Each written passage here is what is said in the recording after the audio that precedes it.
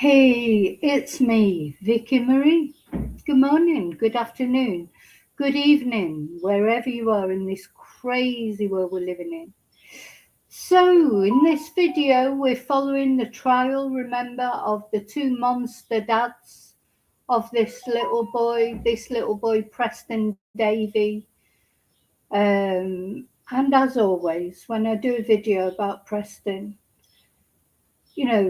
trigger warning, just a warning, it's distressing. This is a little boy just over, you know, hardly a year old, adopted by two dads and only in their care for 4 months, during which he sustained over 40 injuries.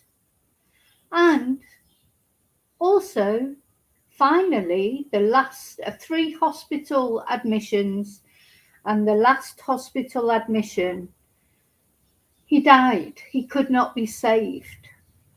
The hospital worked on him for over an hour. This little tiny little boy worked on him for over an hour.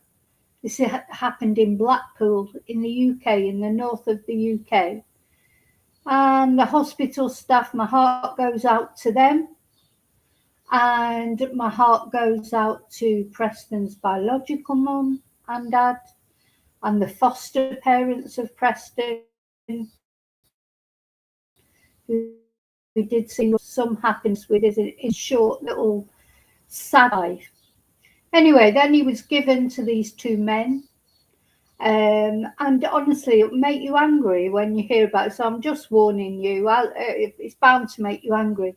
But I'm not just angry with these men, but also angry with the system that allowed them to have him.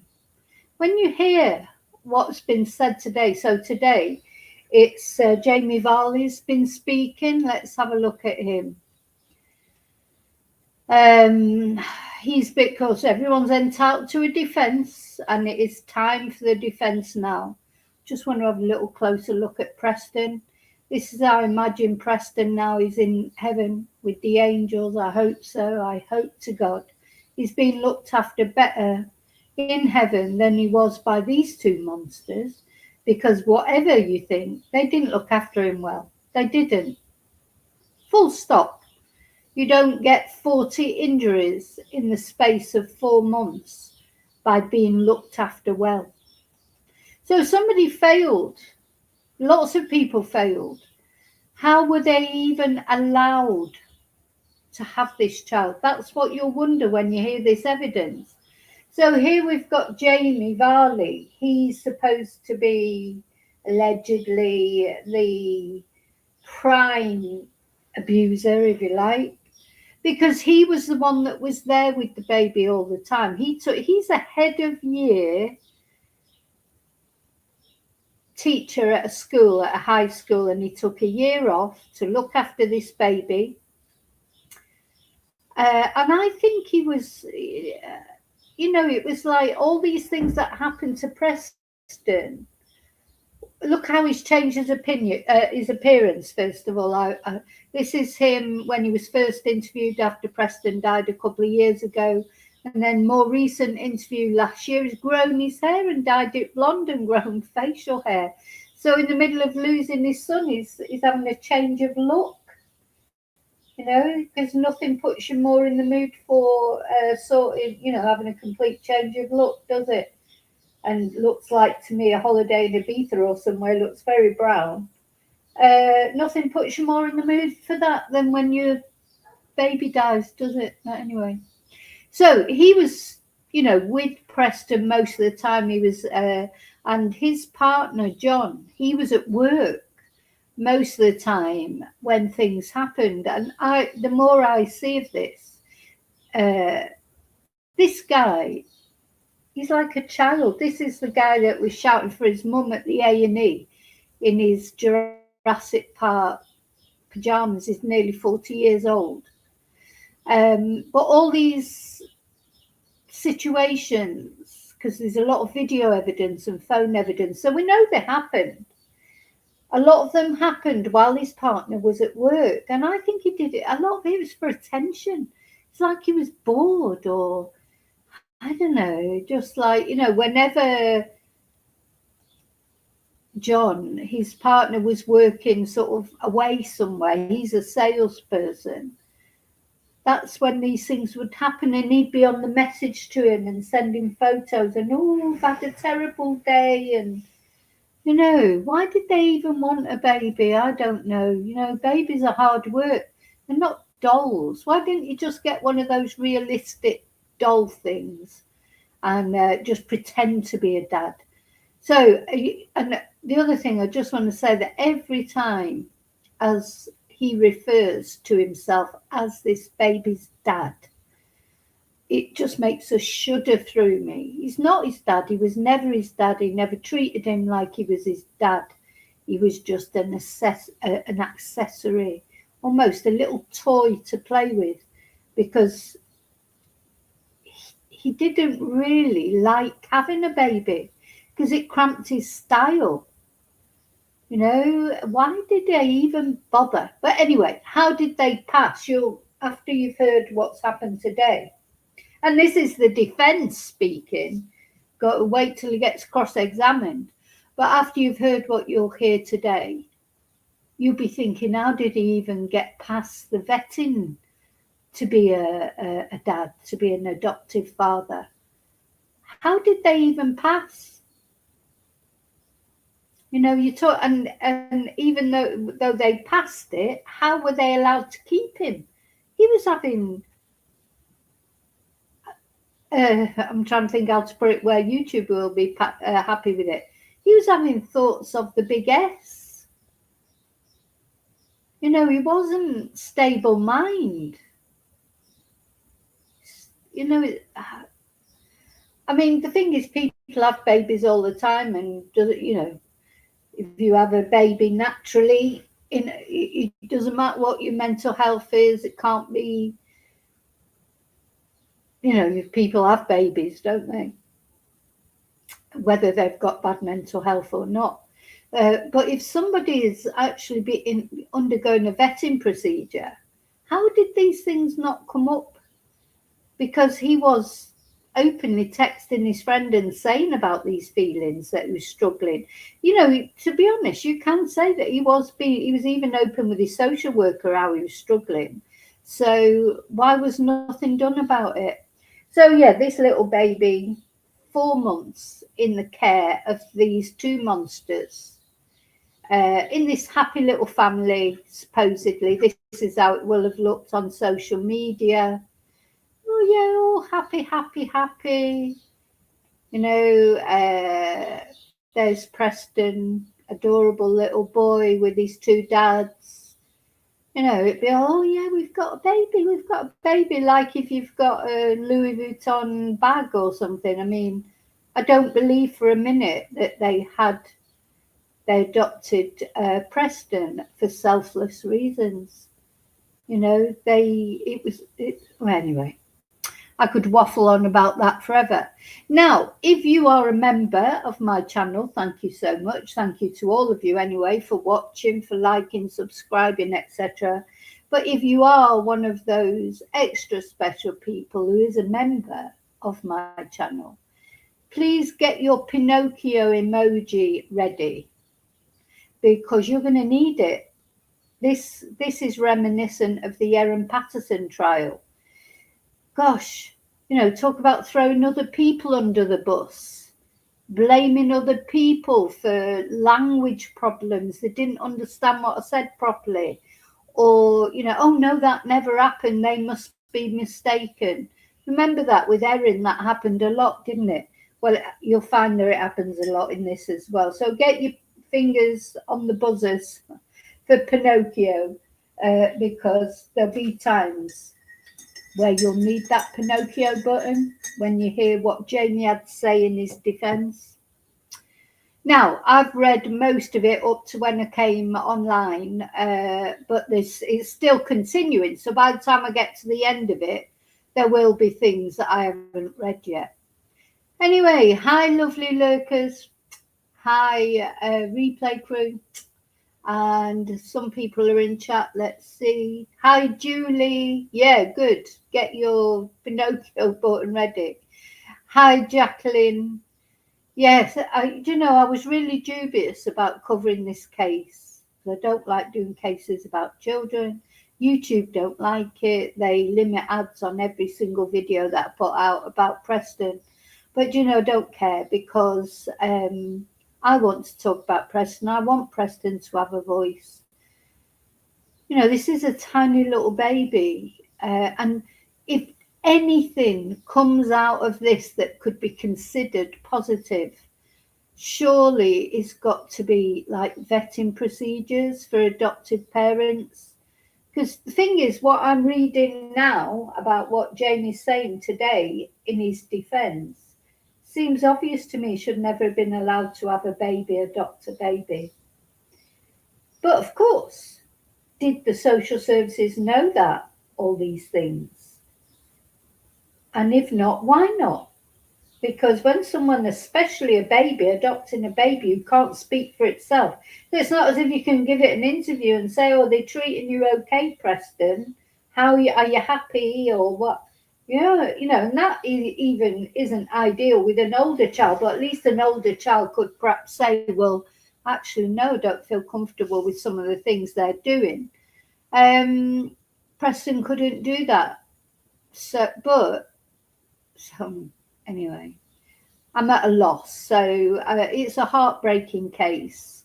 I'm thinking about Preston virtually all day, because we'll see what of course, they're innocent till proven guilty. We've got to remember that. But anyway, so he's been speaking today in his own defence. He's not up to where I'd got to. He hadn't been cross-examined, so it's all been easy riding so far. He hasn't really been properly challenged, but I'm sure that'll happen. So, right then, let's start. So yeah, and just a warning, because I feel for you all. I appreciate the fact that you all care about Preston, but remember, think about how it might affect you, some of the things that you're going to hear. Just be aware, protect yourself. We have to just think, it's necessary to talk about this. We can't just pretend these things don't happen, can we? We just can't. But yeah, it's unpalatable, it's unpleasant. Heart goes out to the jury, heart goes out to the judge. Everyone who's had to deal with this case, the medical staff who had to try and resuscitate Preston and failed, didn't manage to resuscitate him. They're going to feel pretty shitty, aren't they, basically? I know that's their job, but it's got to be especially difficult when a baby comes into the emergencies and they can't save them. Everybody will be feeling bad about this, except, of course, Jaimie and John, who think it's all everybody else's fault. Absolutely no, never. They never, ever did anything to hurt Preston. That's what they're claiming. Even though he had 40 injuries since he'd gone into their care. It's too many, isn't it? It's too many. So he stepped into the witness box because the jury, yesterday there was court proceedings, but the jury wasn't needed because it was like, legal matters. So the jury returned today, and Jaimie Varley stepped into the witness box wearing a navy suit jacket and his hair tied back in a bun. He's got his hair tied back in a bun. Okay, fine. And the jury asked for safeguarding procedures from the adoption process, such as training and baby classes. So the jury are interested in this as well. what procedures are put in place when somebody adopts a baby. And the judge says he has noted the request and he will deal with it in due course. So then Jaimie sworn the oath on the Bible. So he sworn his oath on the Bible. Oh my God, straight away I want to put the bloody Pinocchio up. So this guy is sworn on the Bible. Hey, Joanne. Hi, Lily. So he's sworn on the Bible. Straight away, I want to put the Pinocchio up. So before he's even peacefully said, I'm going to hell. I think you are, Jaimie. Certainly, unless you actually admit what you've done. The thing is, God forgives, but you can't forgive anyone until they actually admit they've done something, can you? Can't forgive someone for something they say they haven't done. Anyway, he swore the oath on the Bible, and he began by answering questions from his defence barrier, Nick Johnson. So, NJ, we're going to call him. That's what I'm reading from the Manchester Evening News. So, NJ, on July the 27th, did you kill Preston Davey by deliberately blocking his airway? And JM says, no, I did not. It's JV, isn't it? Jaimie Varley isn't his name. Anyway, never mind. NJ, did you ever put your PENIS or a PENIS shaped object into his mouth? Don't forget they had a bag of sex toys under the bed as well. Now, a lot of people probably do have bags of sex toys. But anyway, let's not go into that. Absolutely not, he said. Our son has never, ever been sex abused. And NJ says, did you ever sex abuse that child in any way? No. Did you ever willfully harm Preston physically or psychologically? No, I did not. So he's insistent to his defence barrister that, no. So he confirmed he has no previous convictions, not even a parking ticket. So he's not even got a parking ticket. Now, of course, that is not unusual, is it? For people who do terrible things, that it turns out they've not got any previous convictions. So we'll see. But I did read but I don't know if it's true, so I can't say it's true. But there was speculation on another social media channel that he had images on his phone before, but I don't know if that's true or not. So, hi, David. Hi, David. Hope you're well. Thanks for the photo of the cats. I have seen it. I keep meaning to reply. So he said, no previous convictions, not even a parking ticket. Now listen to this. I knew this was coming. What did I say yesterday? I'm just waiting for him to say he's got ADHD or he's autistic or something. Come out with something. Here we go. He took quite a few years to qualify as a teacher because he's severely dyslexic. But he worked as a technician in a school before qualifying as a design technology teacher. And don't forget, he's head of year. He and John met at the end of 2018, and John moved in pretty quickly. After our first date, this is what he says. However, he officially moved in early 2019, and in August 2020, they moved to Staining Road. This is in Blackpool in the north of the UK. He said he had always wanted kids from an early age. I wanted to be a teacher. Now listen to, sorry, I mean, maybe am I too cynical? Maybe I am. Maybe at my age I'm too cynical. I don't know, but you tell me what you think. I wanted to be a teacher, a daddy with a Jeep that lived on a farm. What? Once I realised I was a gay man, I never thought I would meet anyone that would be stable enough to have kids. Now, this is an unfortunate fact of gay relationships. Often it's difficult. It's always difficult, though, isn't it, to be fair, in any relationship, to find a stable partner. I've never managed to find one. But I do think, I think most gay men would agree, it is difficult sometimes to find someone and settle down into a long-term relationship where you'd be ready to have children. And, I want to reiterate again, to me, these men are not monsters because they're gay. They're monsters because they're monsters. And it wouldn't matter what sexuality they were. They're horrible, in my opinion.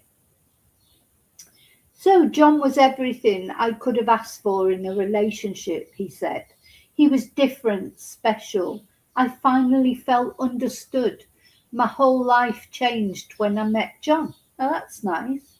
We spoke about it a few times when I lived in my first house, when I met John. We had a few discussions and we knew what the future held for us. We decided to sell my house and move to Staining Road. He then explained the adoption process. Stage 1 began on December the 20th, 2021. Then there was a delay until stage 2. He explains he had been with his year group for a long time and he didn't want to abandon them during their GCSEs.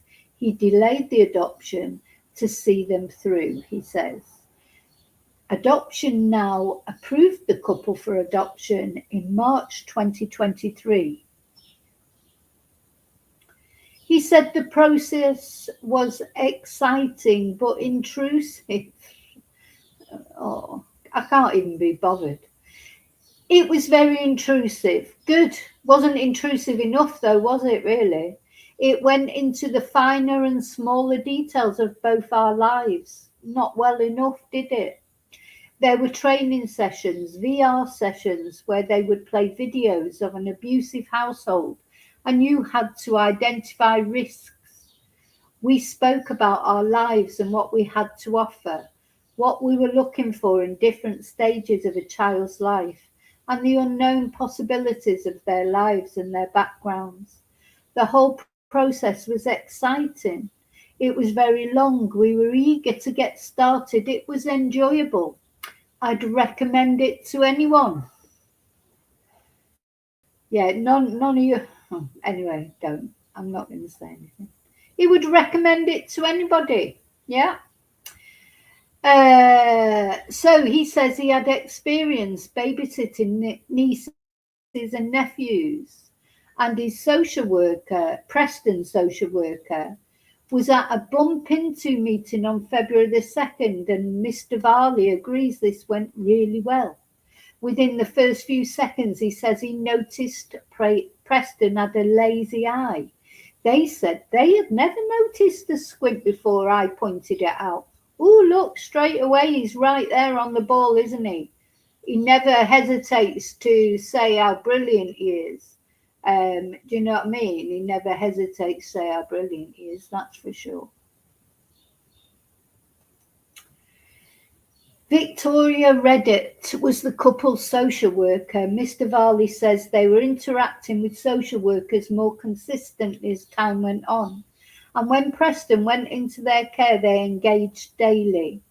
Mr. Johnson KC says the introduction process began on March the 23rd when the couple went to the home of Sandra Cooper, Preston's foster carer. So poor Sandra and her husband, who looked after Preston for quite a few months, didn't have 41 injuries though. And don't forget, this couple, John and Jaimie, they have dropped her in it haven't they? Saying that she was the one that told them about the free willy time and the this, that, and the other. That's going to come up as we go through it. You know, very much reminds me of Erin Patterson, you know, just completely disagreeing with what other people say and saying they must be wrong, they must be lying, they must be mistaken. So he says that Sandra's house was a very welcoming environment. They both enjoyed the introductions and getting to know their little boy. He says he had no experience of looking after babies solely, but he had done lots of babysitting of nephews and nieces and for friends. That, to me, that's terrifying. If he'd ever looked after my child, I'd be questioning it now. John had no previous experience with babies. Mrs. Cooper had conversations with the couple around Preston's acid reflux and sleep patterns. She said, this is according to Jaimie, he was a difficult sleeper and she could be up to 11 times a night with him. He was asked about bath time, the phrase free willy time. Mr. Varley said they heard the phrase after bath time at his house with Mrs. Cooper. He says after the bath, putting him in the cot, she leaves the nappy off and calls it free willy time because she thinks it's good for them to get to know their own bodies. Now, you must remember that she has categorically denied this. And so we're in a position where it's either she's lying or he's lying. And of course, John agrees with him. So it's like 2 against 1. But I know who I would probably believe. But you know what? We weren't there. We don't know. And he says they laughed about it, especially John, because Free Willy is one of his favourite movies. Oh my God.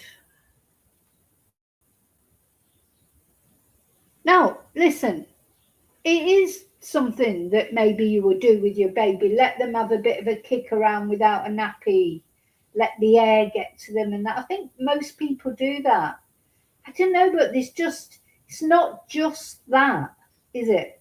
The problem with this case, it's not just the free willy time. It's not just the fracture of the arm. It's not just the bite on the buttocks. The loads and loads of photos and videos. It's all of it put together. Anyway, they had a shower for Preston, a chosen shower. And when the time came for Preston to have his first sleepover at their house, Mrs. Cooper stayed at a nearby hotel in case there were any struggles in the night. And Mr. Johnson Casey then directed the defendant to a series of WhatsApp messages and pictures. On March the 17th, there is a drawn illustration of the defendants with their dog Max and Preston.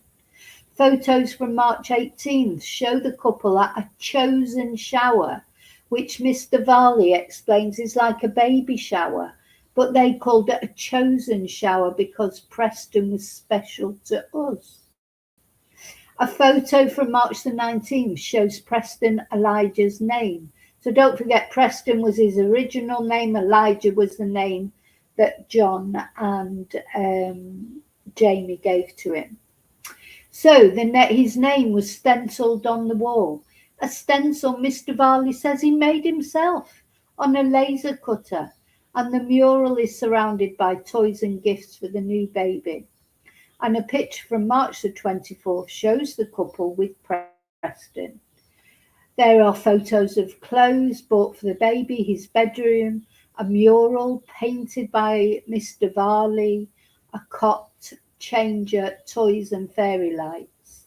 On March the 31st, there is a video of Preston playing in a jumperoo with Max, the couple's dog, watching nearby. Another video from the same day shows Mr. Varley dancing to You're Gorgeous and chatting to Preston as he watches from his high chair. So he was then asked about safeguarding training and baby classes as asked by the jury.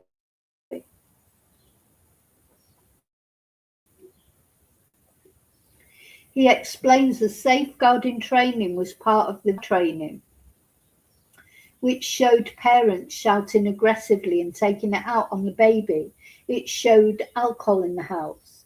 It showed different signs of physical and emotional abuse, he says. There were no specific baby classes.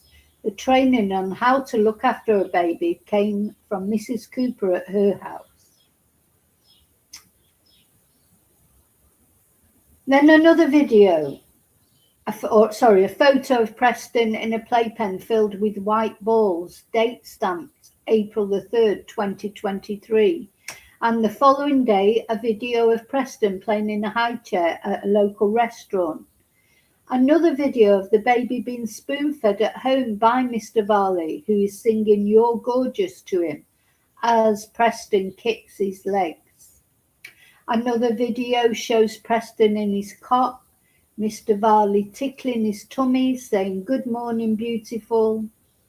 And Mr. Johnson, Casey, asked the defendant how he took to the early stages, and he says it was an eye-opener because of Preston's sleeping, which needed adjusting, but it was an enjoyable time.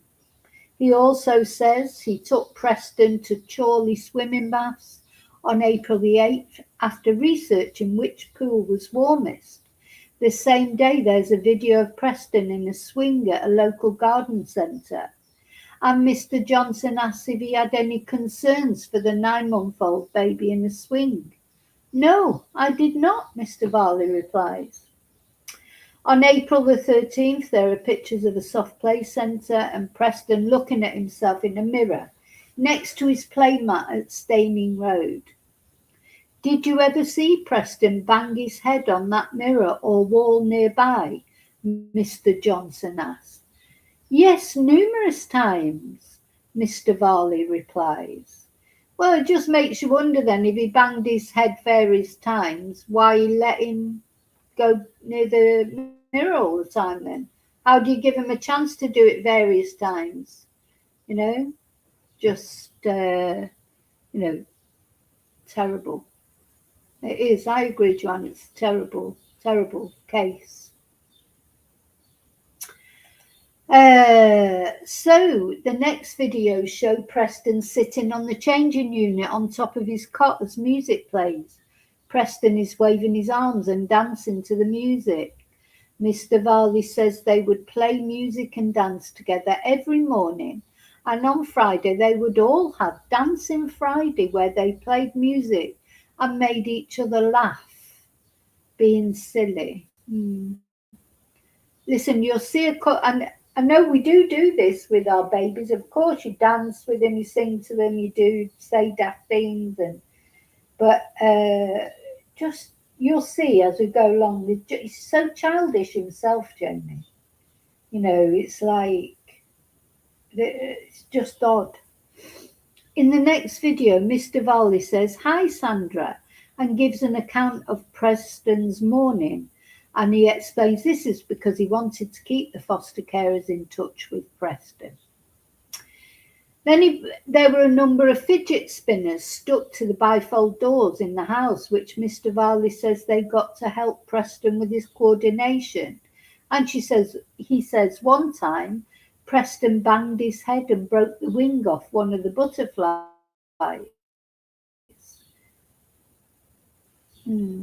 Well, they should be moved then, shouldn't they? Anyway, never mind. So the jury is being shown a photo of Preston asleep in an unusual position. Mr. Varley says he had caught Preston asleep in unusual positions often, with his legs in the air, on the side of the cot, pretty much sat up. And on April the 29th, there is a video of Preston giggling as Mr. Varley plays round and round the garden and tickling the baby. So that's another song, isn't it? We heard that his mum had been bouncing Preston up and down on her knee singing "Clap Handies, Daddy Comes" just hours before Preston died. And this is another popular song for children, isn't it? Do you know that one? Round and round the garden. You hold your hand up like that, you go round and round the garden like a teddy bear. One step, two step, ticka ticka ticka, all that. You know, that's a very popular song. Well, it is in the north anyway. I don't know if other people know that song, but that's another common song that you sing to children. In a WhatsApp message to a friend on April the 1st, Mr. Varley says Preston is a right player and they can't tweak his sleep routine until Preston is used to them. However, he says his sister is a sleep trainer and he explains they wanted to adjust Preston's sleep to make sure he took his naps in his cot rather than in the pram and adjust the timing of his naps so he was getting enough time in the evenings. I don't know. They make it sound like, you know, it's not rocket science. With babies, you know, you just have to anticipate their needs. So they cry when they're hungry, when they're tired, when their nappy needs changing. That's really what makes babies cry. And if they're settled with all those kind of things, anyway, my experience, I know some babies, they get teething problems or what's that thing, colic. You know, I never had those problems with my son, to be honest. He was a very easy baby, but, you know, as far as routines were concerned, as long as he was fed, so nothing changes really. As long as he was fed okay, he would go sleep.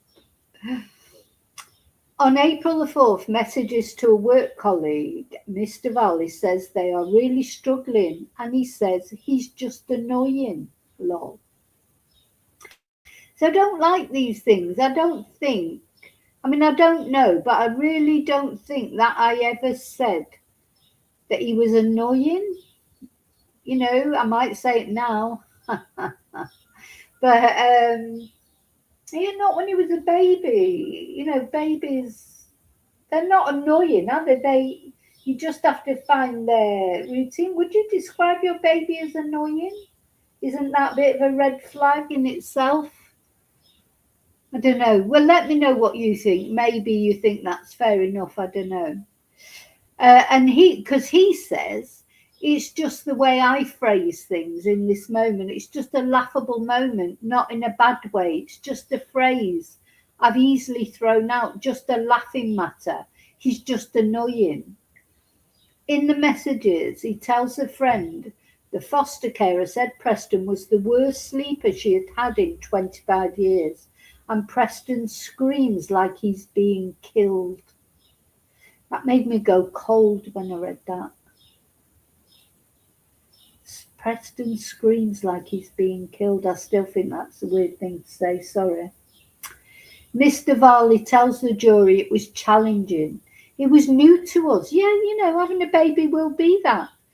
Because I had more experience with children than John, I felt it was going to be a breeze, but it wasn't. It was challenging, he says.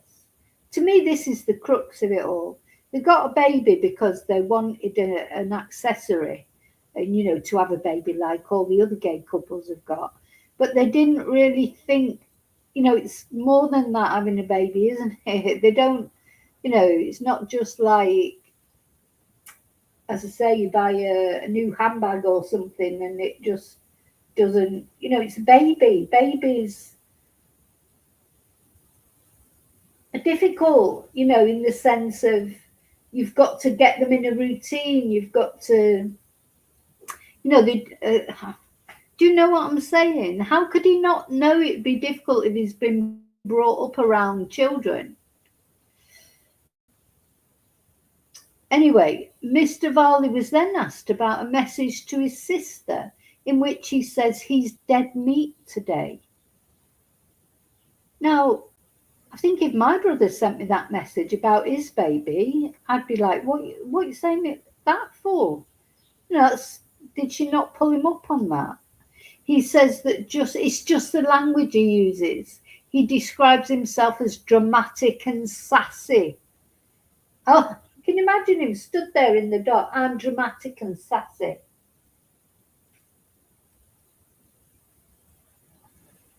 In social settings. And he says, I use words I don't put emotions to. That's just a load of word salad, isn't it? He tells the jury, though, he was not having second thoughts. In the early weeks, it was just them, he says. They were not advised to have larger social interactions to allow bonding between them and Preston. Later, Mr. Varley's mum was introduced in small interactions.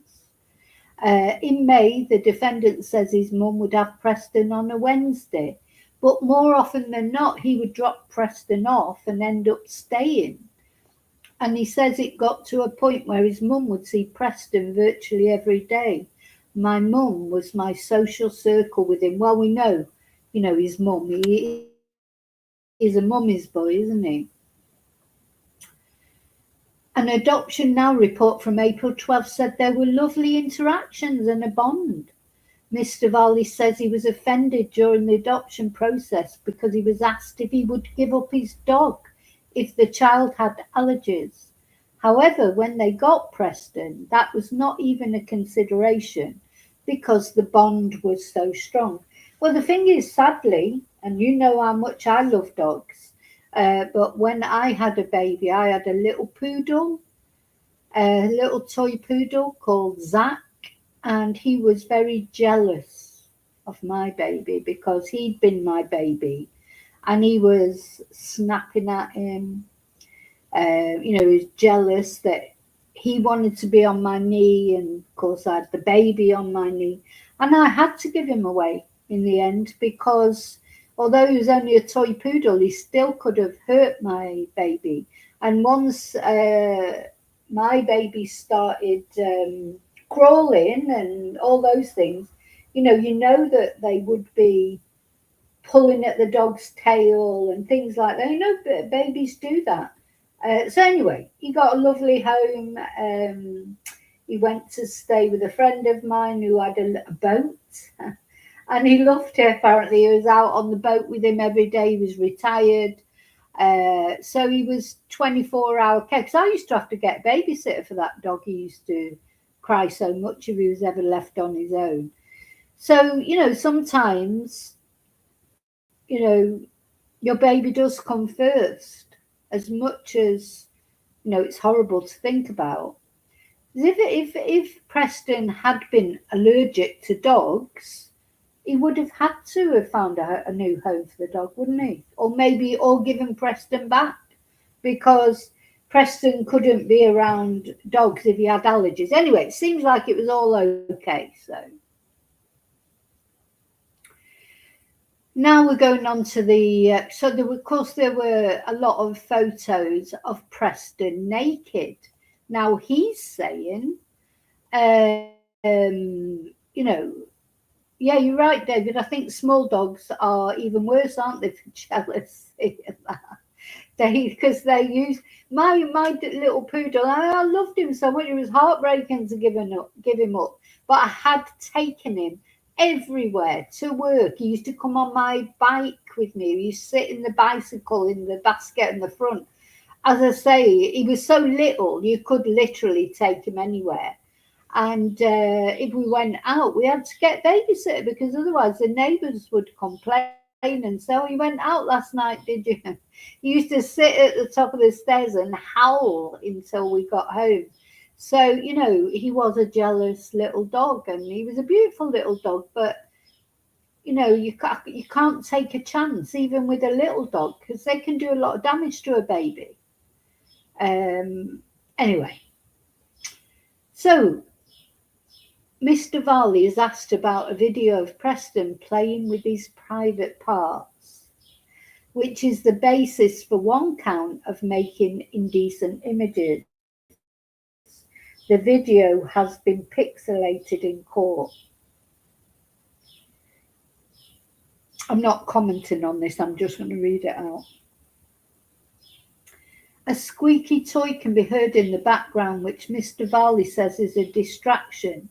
He also says, from my own experience in life, I wanted to catch moments for his future that we could play back and laugh about. He says he took videos and pictures of Preston all the time. He says there were hundreds and hundreds, possibly thousands, and only a very small proportion were of the little boy without clothes. Mr. Johnson Casey asks about Preston appearing to dribble, and Mr. Varley replies, the baby dribbled constantly. He did not view this video as indecent, he says. No comment. Mr. Johnson is now asking about a video of Mr. Varley in the bath with Preston, which shows his own penis. The defendant says he has a childish, silly personality and he just found it funny in the moment. How was he ever allowed to have a baby? You know, childish, silly personality is nearly 40 years old. Another video of them in the bath shows his foot and him shouting boo. He explains Preston found his toe funny and he just captured the video when he didn't laugh. So he was laughing all the time, but in that moment that he took the photo after he said boo, Preston looked scared. But he's saying, but all the other time he was like, it's just coincidence. A video showing Preston poo in the bath was recorded because the baby was trumping in the bath and he wanted to catch him. He didn't expect him to poo, he says. How did this man ever get allowed to adopt a baby? He's like a baby himself, isn't he? You know, you can't. Is that funny that Preston pooed in the bath? That's unsanitary apart from anything. It's not funny, is it? What, was he going to show him that when he was 18? I'm sure Preston, bless him, he's never got a chance to live that long. But if he had, do you imagine he'd be happy seeing all these pictures of him playing with his genitals when he was a baby or pooing in the bath? You imagine an 18-year-old, oh, look at this, let's have a laugh together about this. This is ridiculous. I think these are lies. I think this man is a sadistic personality. I think he's got a sadistic side to his nature. So anyway, no. He just wanted to catch him trumping in the bath and then he followed through and pooed. So it's just coincidence. But looking back, Mr. Varley says he can see a different viewpoint. That's funny, isn't it? Now he's been caught out doing it. In hindsight, although I was being silly, it wasn't something I would have accepted prior to getting my little boy. I just got carried. He's not your little boy. First, it makes me really angry when I hear these monsters describing him, Preston, as their son, or my little boy, or little one. No, he's not your little boy. You have to prove that you're a dad. God, 4 months, 40 injuries. That's the sort of dad you were. I just got carried away. He was my son and I just thought, why not? Oh, yeah, my son, I can do whatever I want with him. God, but I'm going to try really hard not to get too angry. I was very snappy with my camera. Looking back, I understand a lot of it not to be appropriate. But it was all good intentions. And he said he never tried to hide the footage because he's been accused of trying to hide these videos or share it online. I mean, was he sharing indecent photos of Preston online? I just wouldn't. I honestly, to me, I think maybe he was, you know. So, hi, Kelly.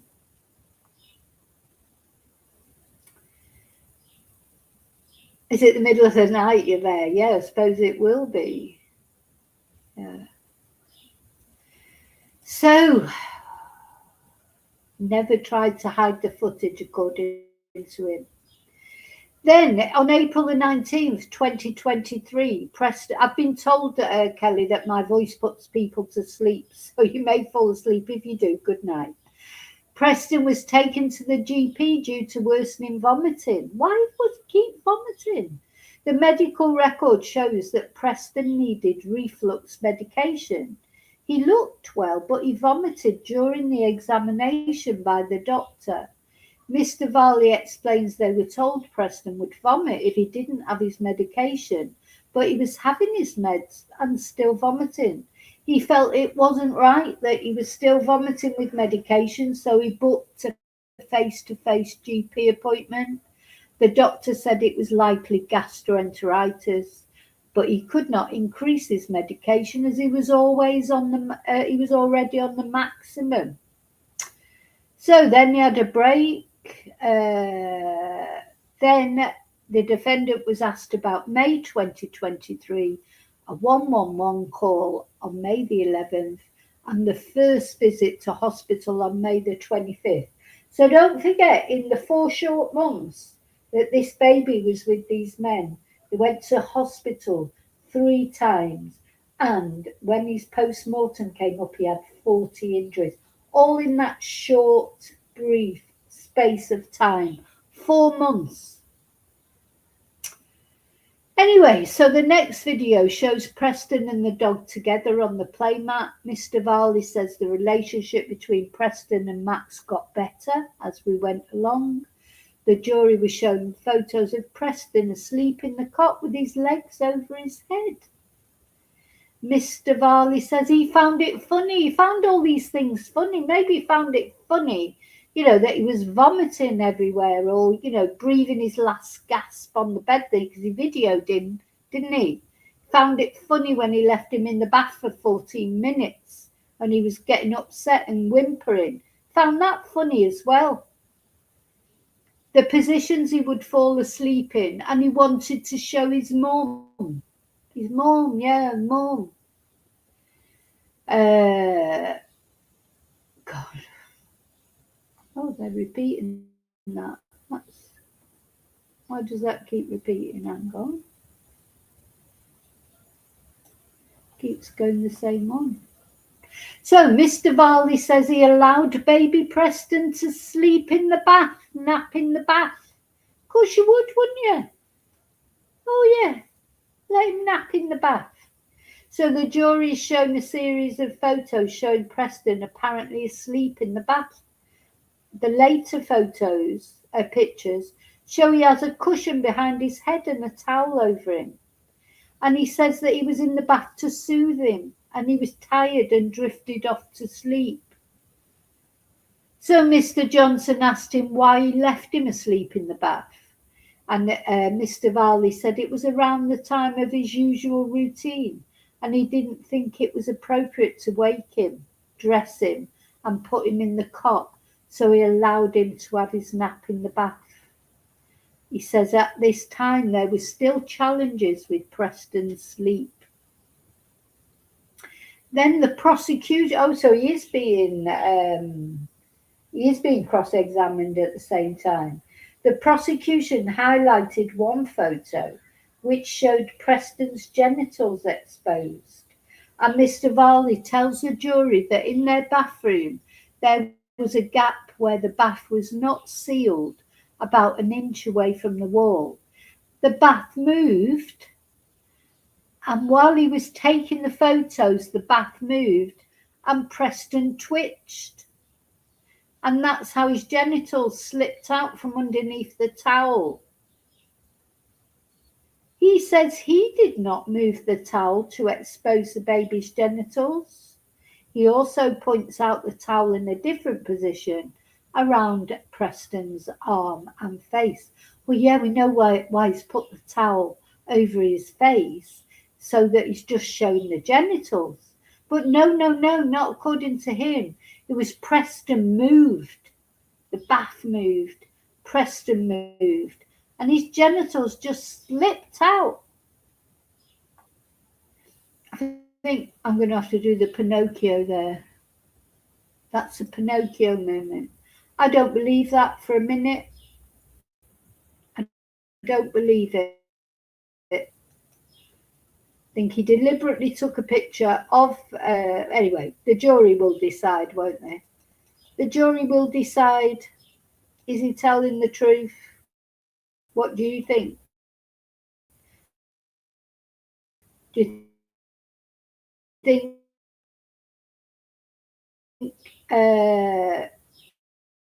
you know,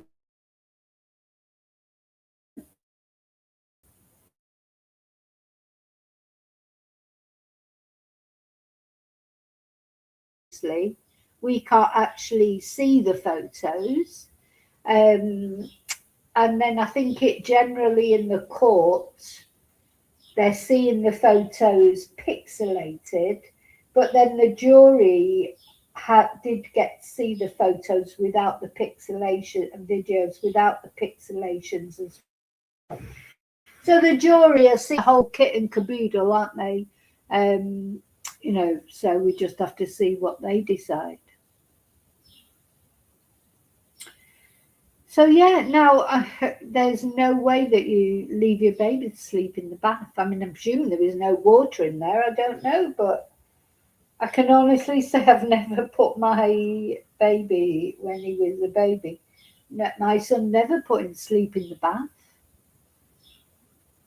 So anyway, the KC asked, were you intentionally trying to take an indecent photo of his genitals? But Mr. Varley says, no, not deliberately. He explains that Ann Geddes is a New York photographer who takes pictures of babies in towels or plant pots with lots of focus on the feet. He says growing up there are a lot of her photos around the house, and he tried to take that style of photo when he had his own child. Oh, God. Anyway, now the 999 call on May the 11th at 9:43 p.m. This is the one where Mr. Varley can be heard saying, put it down in the background. And he says that the reason he was telling his partner to put the phone down, he says 999 is only for emergencies. He's a little prissy twonk as well, isn't he? It's like, oh, well, 999 is just for emergencies, so I didn't think he should be using it for this. He's very difficult to like, this guy, isn't he? He says it was not an emergency. They just wanted advice from a healthcare professional. Well, the best way to get advice from a healthcare professional when your baby is struggling to breathe is go down the hospital. Preston had a husky voice and seemed tired, but it wasn't an emergency, he says. At 10:20 p.m, McGowan-Fazackerly called 111 reporting Preston had a raised temperature and couldn't lift his head. 3 returned calls were made from the service but did not connect. Mr. Varley says the first call was made from Staining Road, and then the 10:20 call is made from his mum's house. He was straight down his mum's house in Langdale Road. Mr. McGowan-Fazackerly describes Preston as panting like a dog. So just let's let that sink in. So this baby, for quite some time on this particular day, had a husky voice, was struggling to breathe, according to Fazackerly, or whatever his stupid name is, panting like a dog. And they didn't take him to the hospital. He was also clammy, half asleep, but he didn't consider it an emergency. He tells the jury they expected a call back within 2 hours, which did not happen. He says they stayed at his mum's as long as possible, but they needed to get the baby to bed. They went to bed where the baby was ill, like that. Went to bed. They went to bed with John's phone on loud, but in the morning, John said there were no missed calls on his screen.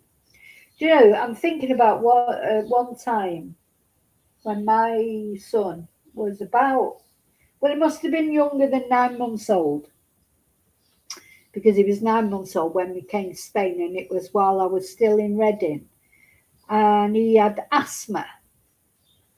In the UK, he did have a nebulizer because he was suffering from asthma. So this was in the winter.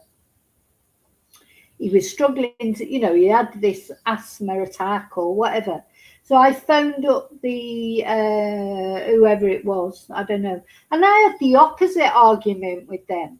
I'm saying I want to bring the baby in to the will have been the doctor's surgery. And the receptionist is saying to me, no, you can't bring them in because we've got no free appointments. I was going mental the opposite way for them. They're like, oh, they just went to bed and left him. What if he was dead when they woke up? So I'm the opposite. I'm screaming at this receptionist and I said, I'm telling you now, I'm bringing him there and the doctor's going to see him, whether you've got a free appointment or not. You know, that was literally how I was. And that's exactly what I did. I just took him straight there and they saw him and it was asthma and I don't know, he was fine. They gave him something, I don't know, I can't remember the details because it was 30 years ago, more or less. But that's what you would do for your baby. I know what it's like. You know what it's like when a baby is ill, you panic. You panic because they can't tell you what's wrong. They're so little and they look so vulnerable and you get so scared.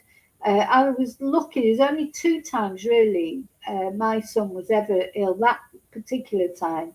And then once here in Spain where I had it in my head he had meningitis. And he didn't. But I just went straight. I mean, here in Spain, the doctors are open 24 hours anyway. So for appointments, but you can go 24 hours a day. You can walk into your local doctors and get seen. So luckily, the treatment is a lot better here. Then the jury was shown an entry to the All Things Preston group chat. This message was, so they had this group chat, All Things Preston, between, I suppose, the social worker, the foster carer, the fathers, etc. This message was sent the morning after the 111 call, and a photo shows his weight record and tells the social workers Preston was not well that day. He describes Preston's condition. He tells the jury that looking back, he thinks this was the start of Preston's chest infection. He says he did not cause this condition by sex abusing the baby. I think that calls for another Pinocchio emoji. Because you know what I think he did? I think that's exactly the hospital. That's why I didn't want to go, because I didn't want it to be discovered. Because any normal person, their baby, and as I say, for me, it was, me trying to tell that receptionist I was bringing the baby in, whether they had an appointment or not, I'm coming and that's it. You wouldn't have to, you wouldn't hang on just say, oh, just see if he's all right in the morning. They just went to bed. They went to bed, left him ill that time. Because they didn't want to go to the doctors or the hospital because, it was suspicious. That's why. It's the only reason, I think. Anyway, then he was quizzed on pictures of bruising. So again, you've got to remember it's not just one thing in isolation that makes me suspicious of this couple. There's so many different things. Yes, a baby can get a bruise. Yes, a baby could even get a fractured arm, I suppose. So remember the the doctor said it would be very unlikely to be non-accidental. A baby could get sleeping patterns or seizures, but all these things, you put them all together, doesn't happen like that, does it? Or, Preston's the unluckiest baby in the world to have all these things go wrong with him, only when in the 4 months that he was with these 2 twonks. So then there was the jury being shown pictures of Preston in a paddling pool on May the 13th, shows clusters of bruises to Preston's forehead. Clusters. Mr. Varley said Preston would often bang his head on the fidget spinners. Now, he's mentioned these before. Why were they left there? If Preston kept banging his head on these fidget spinners, whatever the hell they are, I haven't even got a clue what one is, to be honest. Well, the first time that he bangs his head on one of them, They're gone, aren't they? And he would always bang the sides of his forehead. How? How could that happen? After it happened once, you would be more careful. They'd be gone, those fidget, stupid spinners. So Mr. Varley's asked about pictures of Preston in the bath on May the 14th, showing bruises to his arm. He says he saw Preston being fed by John in his... Oh, so now he starts dobbing John in. Because he says he saw Preston was being fed by John in his high chair. And he heard a crash of the high chair tray falling to the floor. He saw John catching Preston, and he's not sure if that could be what happened. Well, what a load of cojones. So first thing you're going to do is say, is he all right? Did he bang his head? And then John's going to say either, no, I caught him in time, nothing happened, or yeah, I think he banged his head. What does he mean he's not sure if that could have been what happened? And then he says, I'm not sure. We also had a lot of dancing around and playing with him as well. See, this is the other thing that gets, so this is a boy who suffers, supposedly, according to him, this baby suffers from seizures, is sick all the time, on a regular basis, and he's dancing around with him and playing with him and pulling his arms as well. You know, it's not a baby, you know, you'd be treating this baby with kid gloves if he's having bloody spasms and vomiting and whatever. They're evil, these men, in my opinion anyway, they're evil. Maybe somebody tell me I shouldn't, somebody calm me down. So Mr. Johnson asks about a visit to A&E on May the 25th. Mr. Varley says Preston was having his nap and didn't get through his bottle. He was quite hot. He got him up to change his nappy, but the nappy drawer was empty. So he took him downstairs. He noticed that Preston's nose started to bleed. So this is the kid that he has all these dancing parties with and everything. Now his nose is bleeding. So he wiped it with a baby wipe. Then Preston started going unconscious. Just like that. For no reason whatsoever. Just started going unconscious. So within 3 seconds, he took him to hospital. Oh, within 3 seconds. He gave him Calpol when he noticed he was hot in the cot, he tells the jury. At the hospital, Preston had a seizure and was given medicine. Mr. Varley describes Preston's legs being still and him punching his arms out. It was a short episode which felt longer. So that just came on him out of nowhere, according to this twonk. He was offered advice at the hospital, he says. We asked and we were told, if he hadn't arrived in an unconscious state, we would have sent you home. We only worry if it goes on for more than 5 minutes or if he has more than 8 seizures. So I just did my phone message, but I don't know where it is. I'll look at it in a minute.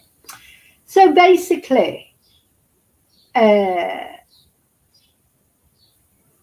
hospital had told him if it, only to worry if it went on for longer than 5 minutes. That's come up before. But on that fateful day when little Preston died, they left him for over an hour lying on the bed gasping for breath. Well over an hour. Anyway, he says he felt it was important to keep track of when Preston had seizures due to the information he'd been given. He says medics said they believed the seizure to be caused by a raised temperature. His temperature was not high, though, on admission, but he says that was because he'd been given Calpol, so that could have brought the temperature down. A chest x-ray showed that Preston had an infection, which Mr. Varley says he believes would account for the raised temperature. He was at the hospital with his mother and John. A friend whose daughter has epilepsy had a conversation with Mr. Varley. The defendant told the jury she tried to reassure him seizures are normal in children, and she agreed the advice was that they would investigate after 8 seizures. He says she told him she filmed her daughter, as sometimes she felt she was made out to be a liar if the seizure had stopped by the time she arrived at hospital. And that does happen. I've said to you that happened to me once with a student at my summer school. By the time we got to the hospital, he was fine. And the doctor was like looking at me going, well, why did you bring him to the hospital? So it does happen, I imagine. Anyway, Mr. Varley says he believes there are another 4 seizures at least.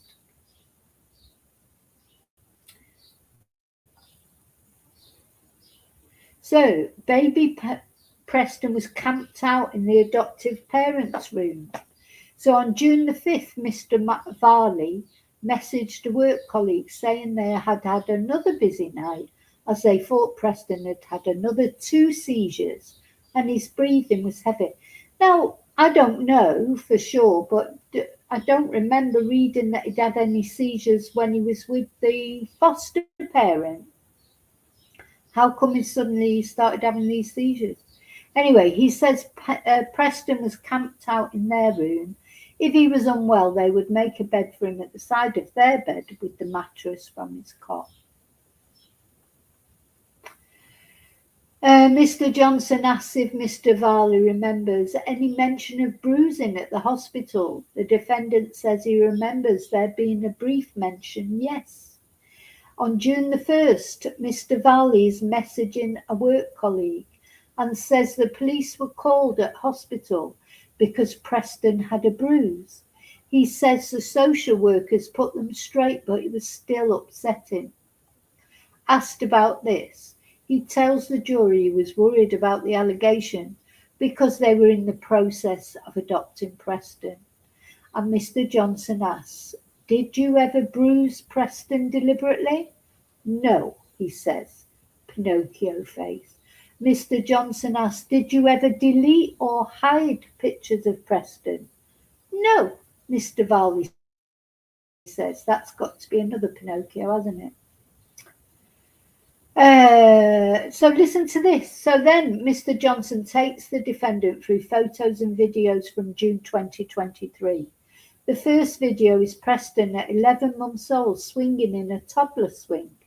Mr. Johnson asked if he felt it was age appropriate. Now, really, at 11, a baby of 11 months shouldn't be in a toddler swing, should they? I mean, does that seem appropriate? Thanks for all the Pinocchios, by the way. Yeah, exactly. How long has he had to make up all this crap?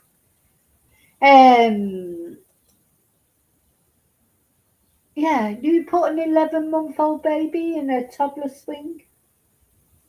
Wouldn't they have to be 2 before they could go in a toddler swing? Anyway, Mr. Varley says at the time he felt it was, but looking at it now, he feels he could have been more gentle. He's a sadistic bully, this guy, in my opinion. He confirms he did not have experience with very young babies up to a year old. Well, oh, for fuck's sake, how was he ever allowed to have him then? He has shown a video of the swing twisting with Preston in it and says he had no intention of being cruel to the baby. Another video, he says, on reflection, I think the swing went quite high, but I could see him smiling, and from my tone, I didn't mean to cause him any harm. The next video shows Mr. Varley showing Preston how to use a pen to make marks on a piece of paper. He tells the jury that during the adoption process, it was recommended that they engaged with Preston's birth mum.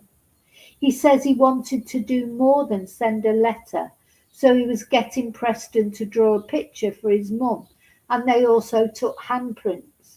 He thought it was age appropriate, he said. So he's 11 months old, and he's getting him to try and write something. The next video shows Preston on the slide at a soft play centre. where Mr. Varley says they went with his sister and her children. A video from June the 12th showed Preston crawling on the floor. Mr. Varley says they would put things out in front of him to encourage him to crawl to them. On June the 17th, Preston is seen holding his cot bar and jumping, which Mr. Varley says he did all the time. The next video from June the 18th shows him playing on a seesaw to the sound of Jump Around. Mr. Varley says the toy was a birthday present for Preston 2 days earlier. You know, he's only 11 months, 12 months old. Can he sit on a seesaw? The following day, he's playing on the playmat, that's more like it, with a toy giraffe kissing him by Mr. Varley. There are lots of toys around him. We couldn't buy enough for him, the defendant says. Oh yeah, I think one thing that poor little Preston wouldn't have been short of is toys, new clothes, anything that looked good to the outside world. Preston will have had, because they are performative parents. So look what brilliant parents we are. Look what lovely clothes this baby's wearing. Look at all these lovely toys we've bought him. Oh yeah, we're abusing him, but you know what? We couldn't buy enough for him. It's all for appearances. On June the 24th, a visit to a fun fair. June the 29th, a dancing session, which Mr. Varley says was typical. It was for him, not for Preston. Also left him napping in a sandpit as well. So left him napping in the bath and he left him napping in the sandpit. So Mr. Johnson asks about messages from June the 4th, in which Mr. Varley told his mother Preston had cried all morning and been a nightmare as he refuses to sleep. He told the court Preston would trick them. He's not, he's a year old. He's tricking them. He would go in his cot, and as soon as they walked out the room, he was a ray of sunshine. June the 27th, there was a photo of Preston. Listen, let me just say something that does work with babies and toddlers and telling them a story. Tell them a story and they fall asleep, then you can get out the room. On June the 27th, there was a photo of Preston asleep in the sandpit with his face on a pile of sand. So remember he left him in the bath to sleep? Same now in the sandpit, his face on a pile of sand. Mr. Varley said he felt it wasn't best to get him out, bath him, change him. Too much effort, wasn't it? And put him down, and it was better to leave him to have his nap where he was. Now, any of you out there with kids, have you ever left your child to nap in a sandpit? Have you, I wonder? I think I know what the answer would be. On a normal day, Preston would have one bath in the evening, but sometimes he would be bathed in the morning, depending on his nappy in the morning. I enjoy my baths, said Jaimie. He enjoyed his baths. It was a bonding, soothing environment. Yeah, for you maybe. It just fit in with the activity and the day to spend time with him and do something different. Yeah. Yes, Jaimie. Something different indeed. Now, this is where it gets to a point where I just think, how is this man allowed to keep this baby?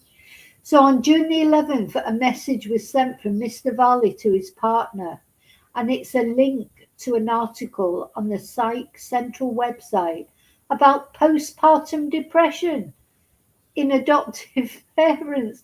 Oh, fuck off. Sorry, it's come out. Just fuck off. So he's saying he's got postpartum depression as an adopted father. He is a complete attention seeker. So, you know, his partner's at work. Every time his partner's at work, he's sending him messages telling him something terrible, what's happening in the house. He says he felt like a failure after Preston was poorly. Well, yeah, give Preston back and you should have given him back and let him go to somebody who properly wanted a baby with all the, with all the good things and the bad things that come with a baby. Friends would say he was being too harsh on himself. No, they shouldn't. These are red flags. He had a look into it. And when he looked at the article, he said it was about being too hard on yourself. Oh, diddums. Poor Jaimie. It's all about Jaimie, isn't it? Poor Jaimie with his postpartum depression and his severe dyslexia. Poor Jaimie. So Mr. Johnson asked him if he recognised some of the symptoms of depression described in the article. He said to the court he recognised exhaustion. He wasn't working. He was off work. There's people out there that are juggling being a parent, working and doing everything else that you have to do in your household. And he was exhausted. He could have slept any time he wanted. He was off work. He wasn't working. Good God. Honestly, what just a narcissistic pitying himself. Anyway, he recognised exhaustion, but he put that down to the lifestyle change. He also recognised being hard on himself, but that's something he does. Poor old Jaimie. He did not recognise any further signs of depression, he tells the court. No, because he wasn't depressed. God. On June the 12th, he says they visited Blackpool Zoo, something they did often as they had a season pass. And later that day, he messaged the group chat saying, oh my God, he's crawling. The same day, a video alleged by the prosecution to be an indecent image was recorded. It shows Preston naked in a paddling pool. I think, probably kids having a kid naked in a paddling pool is not necessarily an indecent image, is it? But Mr. Varley says, Preston Elijah, leave it alone. Who's won in 4 days? 4 days into your birthday, that poor little boy. Mr. Varley says he had no sex interest in Preston. He says he was speaking to Preston as a distraction, but he generally found it amusing when Preston played parts. He also says he didn't know that babies could get an erection. He thought it was a puberty thing. He says he doesn't find it funny now, but at the time, it was one of those things to show him when he's 21. I'm just, I don't get my head around that you think that a 21-year-old boy, an adolescent, how would anyone ever think that they would enjoy looking at a video of themselves playing with their genitals? This is why he's saying he did it. It was something for us to laugh at when he was a teenager or when he was 21. It is ridiculous. Absolutely ridiculous.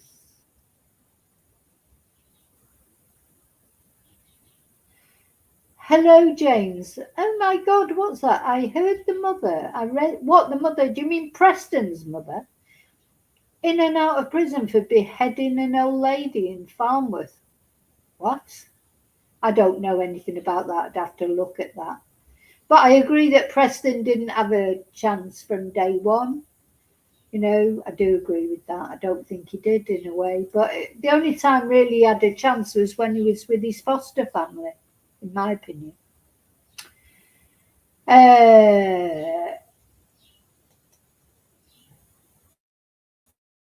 Right, where are we? God. As you say, this guy, David, he shouldn't be looking after a goldfish, should he? Never mind a child, a baby. There's a lot. I tell you what, whatever happens in this case, there's a lot of other, obviously it is the dad's fault for if it's proven that they did anything. to Preston, but social services, people who ignored these warning signs, they have to take responsibility as well, in my opinion. Definitely.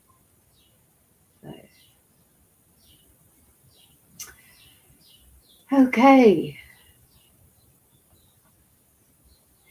So he says he and his family have things in family albums. They show each other and laugh.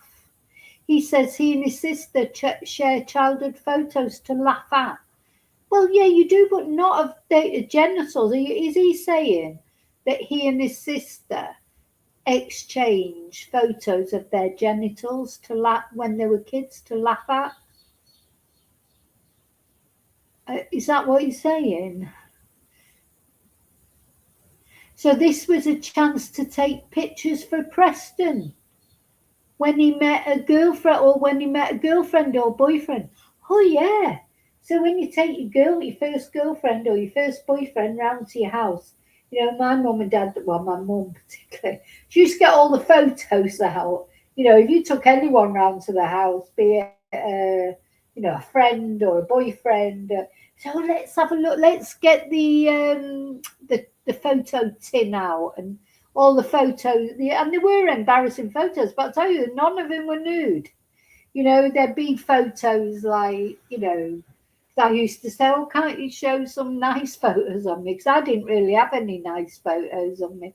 You know, I wasn't the most attractive child. So, and I used to say, why are you showing those? But they weren't nude photos. There were no photos of our family of genitals. For God's sake. And believe me, if there were, if my mum got them out while I had friends round or whatever, could you imagine? You'd be fuming. You wouldn't have it, would you? Well, they wouldn't do it. So he's come from a bloody weird family. If what you're saying is him and his sister are showing each other pictures of their genitals and having a good laugh at it. Oh. Asked about a bruise on Preston's bottom that day, Mr. Varley says he never bit the baby's bottom. He says that after speaking with a family member, he may know how the bruise happened, but he was not there at the time. So he's dobbing in another family member now who did this bruise on Preston's bottom. He says the pictures were taken in the garden at around Preston's bath time, as sometimes he would be bathed in the paddling pool, probably left to have his nap there as well. When asked about the suggestion that he bit Preston's bottom, he said, you couldn't be more wrong. Yeah, whatever. And they broke for lunch. And then he was asked about videos in which Preston was falling asleep as music from the film Moana played. I don't know that film. So again, in hindsight, this is Erin Patterson all over, isn't it? In hindsight, I don't like it. But in the moment, I felt I was doing the right thing. But on reflection, I think I could have dealt with it in a different way. So Mr. Johnson asked why he would record this, and Mr. Varley says he had recorded everything. He said he had described Preston as a bad sleeper and he wouldn't settle in his cot. This was him evidencing that. I caught everything on camera, he says. Yeah, everything. But the thing is, wasn't that music keeping Preston awake? So Mr. Johnson says there were a number of clips and that later clips didn't have music. God, the lies that come out of this guy's mouth. Mr. Varley said there were times when Preston would put his head on his chest to sleep, so he turned the music off. He thought this would be an opportunity to take him to bed. You know, when you want to get your child off to sleep, you take him to bed, you lie him in the cot, you sit at the side and you read him a story, because he'll fall asleep with your voice. He tells the jury he thought Preston would sleep through that night. He'd had a busy day and these naps were out of routine. Mr. Varley says there were intervals where he thought he had got Preston to sleep, then he would wake up again. He says he sent the video to his partner. So again, the partner's not there. So what he's doing is contacting, it's all for attention. So he sent the video to his partner to show him being a cheeky monkey. I hate this way they talk about Preston. Little one, cheeky monkey. Oh, Preston Elijah, you cheeky monkey. It's so condescending. So he sent it to his partner to show him being a cheeky monkey fighting against his sleep. They didn't think of Preston as a real person, a baby, you know. Preston was a toy. So now he's asked about a video later in the evening of June the 15th. He said he'd put Preston in the cot, but then he caught him in his cot looking vacant and stretching one arm out. So he put Preston on the floor of his bedroom, which he tells the court he believes was the safest thing to do. And he took the video to evidence what he believed was the start of a seizure. Liar. Mr. Varley said the reason he is not speaking or interacting in the video was to ensure that professionals could see what was happening without his voice over it. So this baby's lying there. How did he describe? How was he described? He's looking vacant and stretching one arm out, and this twat is videoing it, and he's not even comforting him or. He says this particular seizure lasted about 40 seconds. Oh my God. I'll tell you what, where's my Pinocchio? He could give Erin a liar.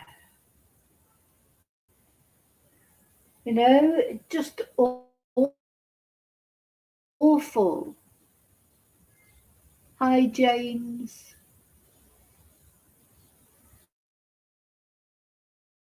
Awful. God.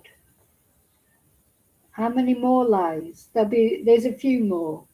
So that was what the floor video was. It was to show proof of him having a seizure, but it didn't comfort Preston because he didn't want to put his voice over it because the professionals would want to see it. At 10:28 p.m, he messaged his partner. So his partner's not there again. It's all for attention, isn't it? I think he's had a seizure and he'd been sick. And I think there was blood too. Funny that. It always happens when partner's not there. And Mr. Varley tells the court he thinks it may have been the chocolate buttons that Preston had earlier. I'm not laughing because it's funny. I'm laughing because it's so ridiculous. So now it's the chocolate buttons' fault. The following morning, he messaged a friend saying he had a horrible night. Oh, poor him. As not home till 2 a.m. So he's trying to get John to come home, isn't he?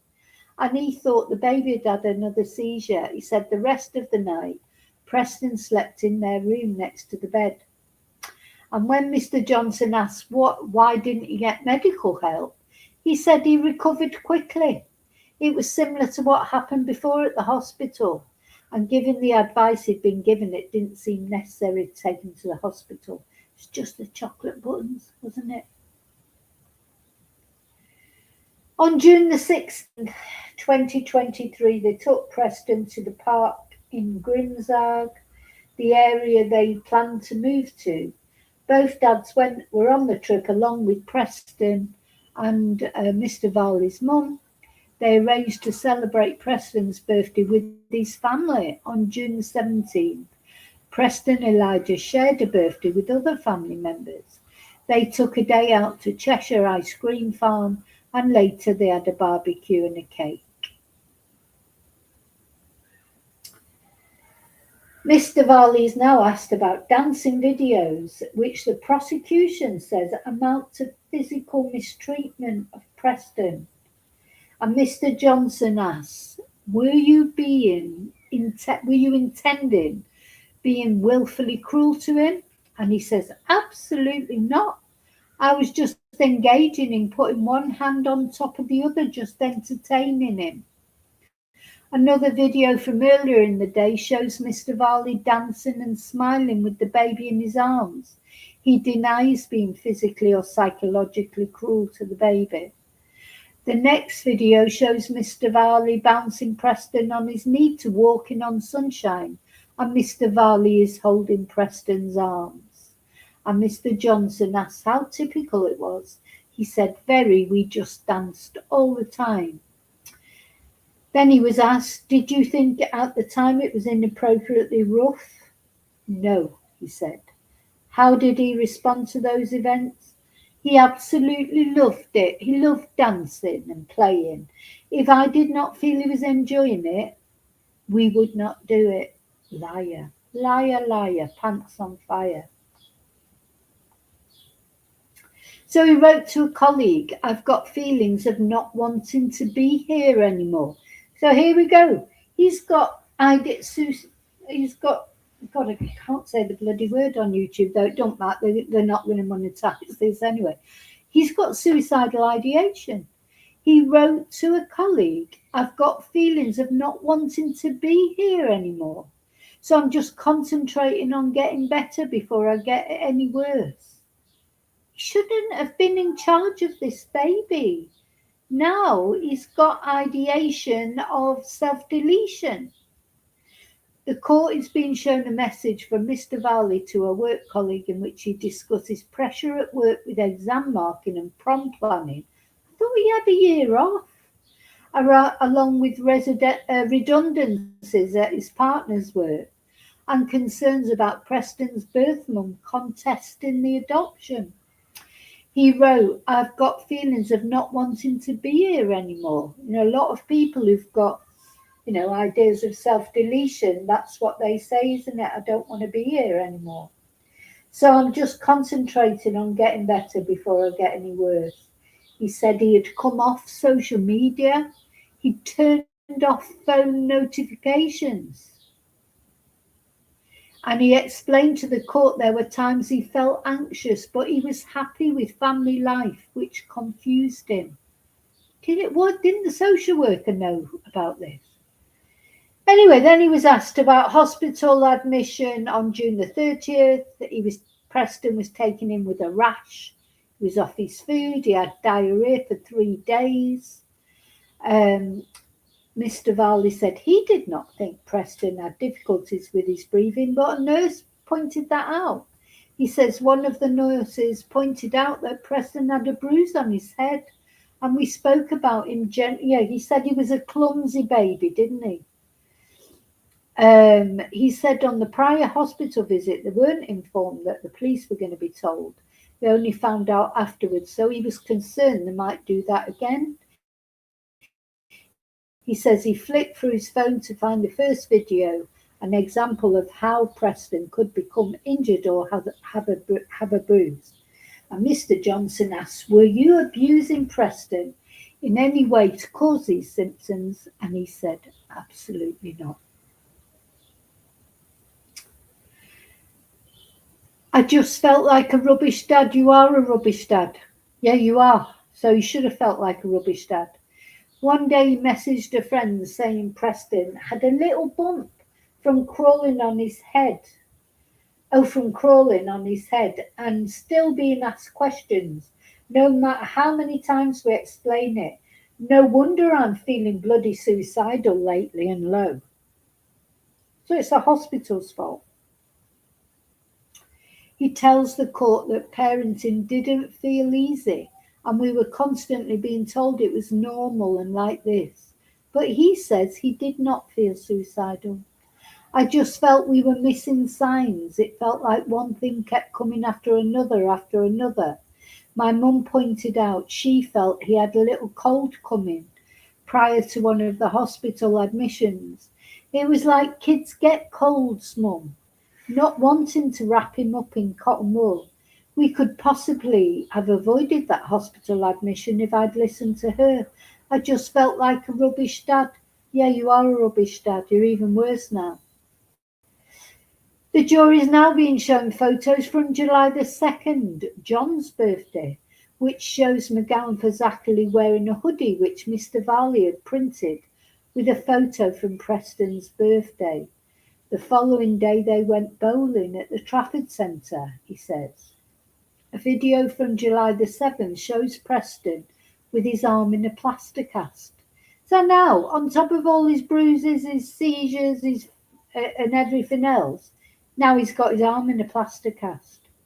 Another picture from July 16 shows Mr. Varley holding Preston in one arm and the dog Max in the other, grinning.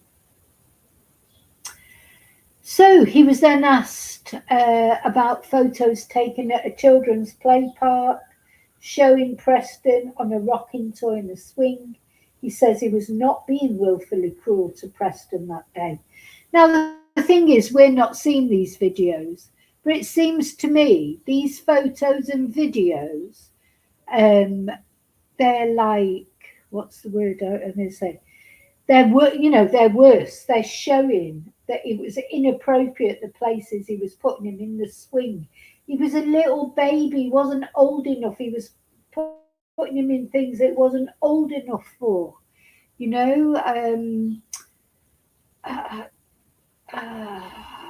God. Hi, Skills, thank you. What a drama queen. Sorry, I'm just having a little look through the chat. What a drama queen. Completely drama queen.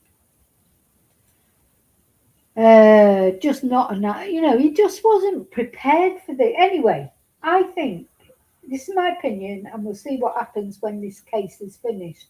But as I say, this guy's nearly 40 years old. If he's proven to be guilty, I don't think this is the first time he'll have abused a child. I just don't think it. Don't think you get to 36, 37 and just start doing it. Then he was shown in a baby carrier, which Mr. Varley said they got to manage country walks, which the pram was not suitable for. On July 25th, there's a photo of Mr. Varley and Preston cuddling on the sofa. Then the court is shown a summary of a visit on July the 4th by social worker Amy Shepherdson. Amy Shepherdson, you're a crap social worker. It's noted that Preston would sometimes stumble when reaching for furniture, and his parents had noticed he was clumsy. The social worker noted his vision might be a factor in this. Then on July the 4th, there was a message from Mr. Varley to Miss Shepherdson in which he thanks her for listening. He tells the court they were feeling like they were failing. You were failing. You were failing. You were failing. They had a lot going on. You're not cut out to be parents. And she reassured him it was normal to feel like this, and they would feel like this throughout Preston's. You do sometimes feel like a failure as a parent. You do, and you're not, but you are a failure as a parent when your child's got 40 injuries and has 3 hospital admissions in 4 months. Yeah, you are a failure. You're not a failure. We all have the mum's guilt or dad's guilt. You always sort of question your decisions and, all that. We do feel like failures a lot of the time. That doesn't change as you get older. There's always things you look back and think, oh, I shouldn't have done this or I should have done that. But these are different. You're talking about 40 injuries. That's different from feeling like a failure.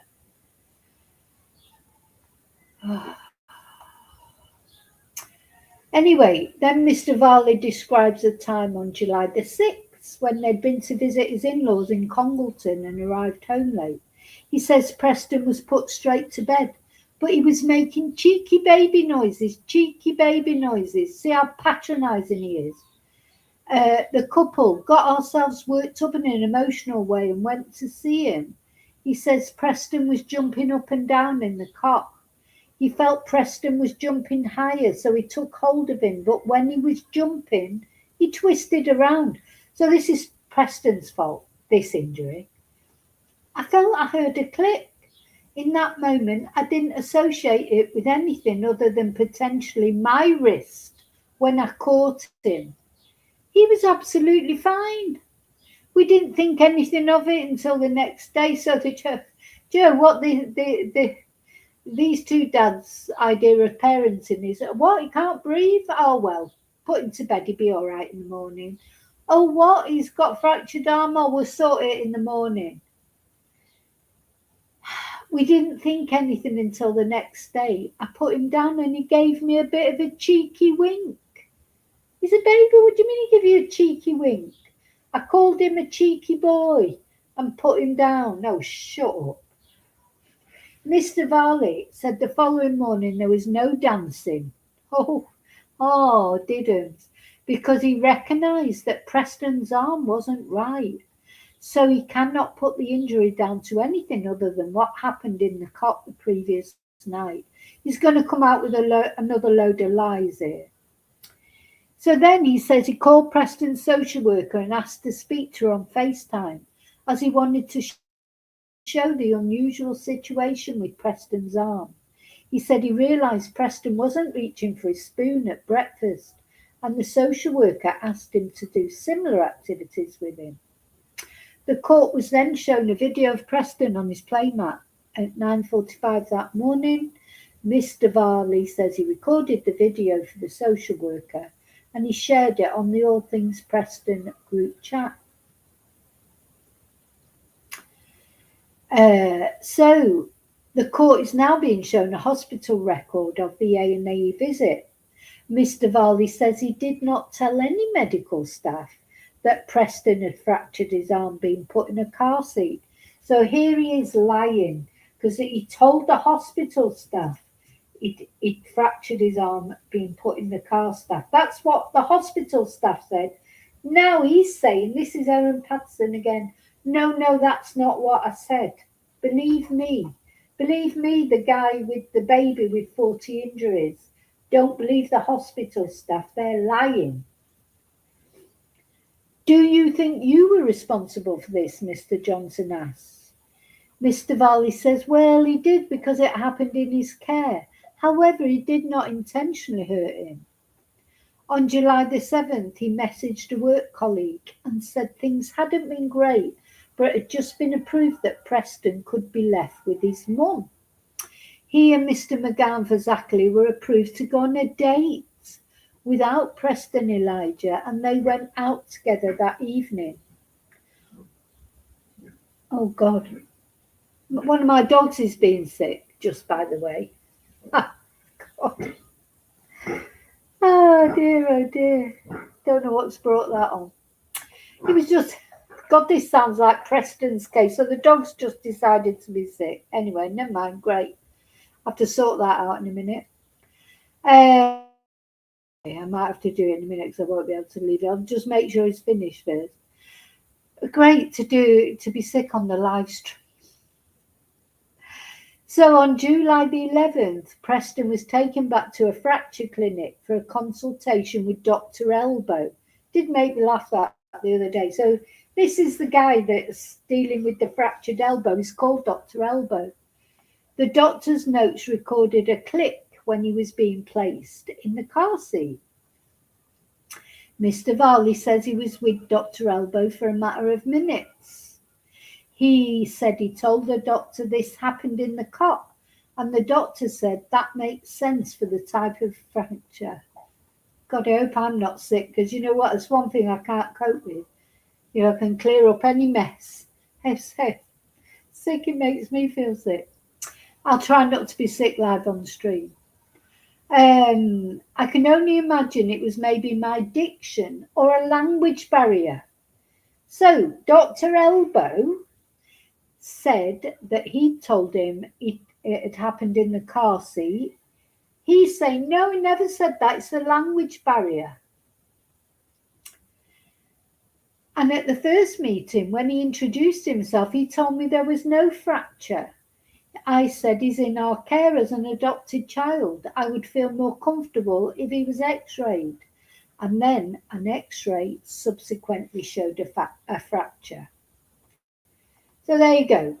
He's, dobbing the doctor in there saying it was a language problem.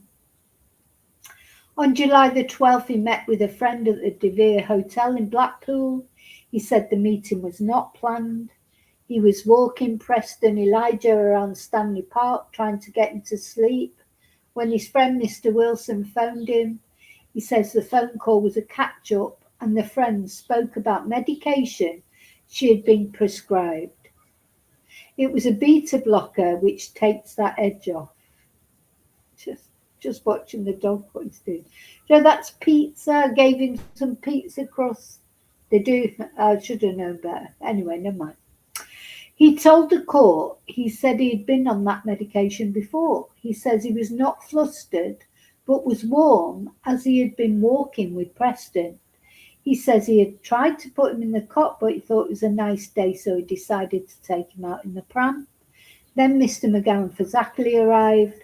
The defendant says it was a case of you can have him now. I've had him all day. I'm going to the pub. This is the reality of this, isn't it? They got this baby. They thought it'd be a good idea, it'd be like an accessory. Then, of course, it turned out to be more difficult than they thought it would be. He's cramping their style, and that's really, in my opinion, what's at the bottom of it all. It wasn't as easy as they thought it would be. Anyway, he was then asked about a report. Now they're barking. He was then asked about a report from a colleague that Mr. Varley said he had dark or intrusive thoughts. And Mr. Varley said he had arrived at the colleague's house, which is incredibly close to Stanley Park, and she asked how he was getting on. I said it can be hard, difficult. The conversation turned to, if you're finding it hard now, how do you think this student is going to get on? He says they were speaking about a pupil who he did not know was pregnant. They spoke about a child whose family member had tried to drown them in a bath. Oh my God. He also says his friend said she could not drive on the motorway due to panic attacks.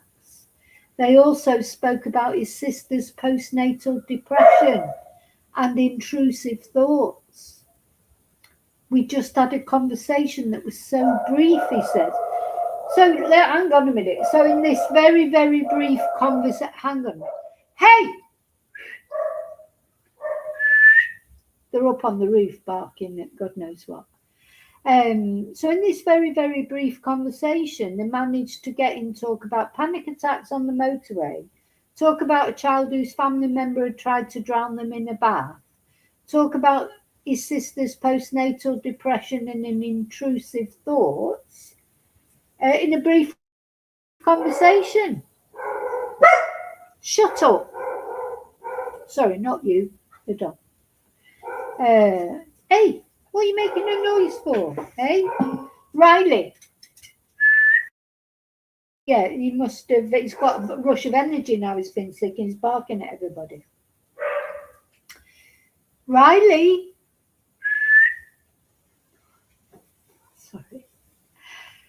On July the 12th, Mr. Varley met with dogs. Get dogs, they said. It'd be a good idea, they said. On July the 12th, Mr. Varley met with a friend at the De Vere Hotel in Blackpool. He said the meeting was not planned. Oh, I've just read that. Sometimes they repeat the same thing. Yeah, we've read that. So then Rebecca Warhurst, the school head teacher, and Darius Drop carried out a welfare meeting at Mr. Varley's home on July the 13th. Mr. Varley said things were looking up. He had caused this meeting by avoiding his head of faculty as he was upset with him about marking of their exam work.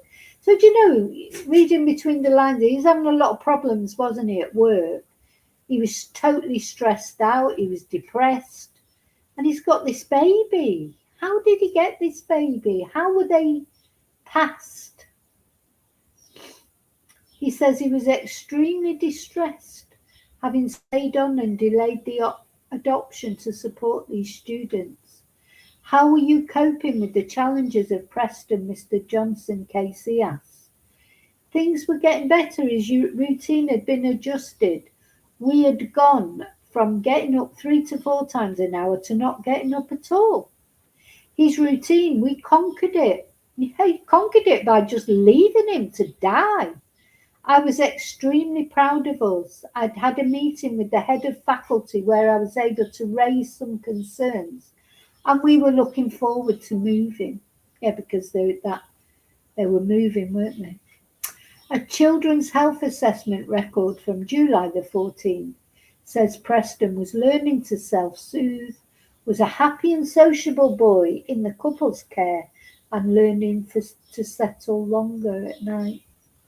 On July 17th, there was a photo of Preston in the sink, and Mr. Varley sent a photo to the group chat of him having a sink bath while Daddy is away. I'm surprised he didn't leave him to sleep in the sink. He left him to sleep in the bath, left him to sleep face down in the sand pit. He just, now he's being asked about videos of Preston spinning in a saucer toy at a children's playground. The videos show the spinning getting faster. One of us was shared with Mr. McGowan-Fazackerly, Mr. Varley's mother and another friend. He says at the time he did not see anything wrong with the way Preston was being spun. So don't forget, we haven't seen these videos, but they must be quite dramatic, don't you think? In hindsight, it's not acceptable, he says. I'm incredibly disappointed and angry with myself. But in that moment, I did not think I was doing anything wrong. I just thought we were having fun. Well, do you know what, Jaimie? You were having fun, but Preston wasn't having any fun. In another video, Mr. Varley is heard saying, Elijah, Elijah, and using his thumb to lift the baby's eyelid. Mr. Varley says at that moment, he thought, I've got myself carried away here, and realised he'd spun it too fast. So it sounds like he's gone bloody unconscious, this poor baby. Trying to lift the baby's eyelid as he's gotten on these spinning cups. Then in the next video, there is no spinning. Mr. Varley said he had realised that enough was enough and he wanted to soothe him. Were you seeking to deliberately harm him? Mr. Johnson asked. No, I just messed up. I got carried away. Do you know why does it feel like he was trying to kill him? Because I think they got this baby, they realised it wasn't, wasn't all plain sailing that he thought he was going to be. And then he probably deliberately killed him. This is making me feel more and more like it's murder. Did he just got too much? Why didn't they just give him back? Don't understand why they didn't just say, sorry, we can't do it. Anyway, he remembers going to a work gathering at the Halfway House pub on July the 20th. He says his mood was fine and he enjoyed going, but he was looking forward to getting back to Preston. Colleagues were having drinks, but he chose to have a cup of tea. Oh, he's such a bloody martyr, isn't he? Such a martyr. He was then shown a series of images taken over a 3-minute period on July the 23rd, which showed Preston over the side of his cot. He says this was Preston's afternoon nap. He had been placed in his cot and allowed to play because he wasn't ready to go down. He says he went back to check on him because he was quiet. Yeah, of course he was quiet, he'd just done something terrible to him. And he found Preston in one of his funny positions. He says he didn't place Preston in the position and no one else had either. He had seen Preston in funny positions before, but never this position. He would often get up within seconds of being put down to sleep. And when he saw Preston in that position, he says, I was more like he's done it again. What's he like? He gets himself in some funny positions. And that's why I took the pictures. He says he did not think Preston was in danger when he took the photos. He says he was quite snap happy and often took a lot of pictures. He found the position Preston had fallen asleep in. Funny. Now let me just remind you that when the doctor saw those photos, they said that Preston's lips were blue and that he looked like he needed resuscitating. So just a reminder of that. Mr. Varley tells the court that at the time Preston was napping, Mr. Fazackerly was downstairs cooking a roast dinner and sorting the dishwasher. Mr. Varley said he placed Preston's monkey under him and went to quietly shout his partner from the landing to see Preston in the position he'd been found in. Mr. Varley says his partner saw Preston and was like, "Oh, what's he like? Bloody hell." And Mr. Varley took another picture. He says he moved the monkey to show the original position Preston had fallen asleep in. And Mr. Johnson said, "Were you sex abusing him?" "No," Mr. Varley replies. "Were these trophies of an sex encounter?" "No, they were not," he says. Oh, God. Mr. Varley's shown a zoomed-in image of Preston's mouth, and Mr. Varley says he's dribbling saliva. Preston Elijah has never been sex abused, he says. And Mr. Varley is asked how he feels about the photos now. He says, "I feel ashamed." You should feel ashamed. You're a horrible person. "I feel very ashamed. In that moment, I thought he was safe. I just wanted to capture him, get him into some funny positions. Every part of his life, I just wanted to capture." God, I hope this is nearly finished. Let me just make sure you're all okay in chat. It gets worse, doesn't it? Just gets worse and worse and worse. It's just horrible. Cop, Mr. Varley says he cannot say what these stains are. Well, why didn't they test them? But he says he truly believes them to be Preston's formula milk. All right, so these were from those photos, yeah.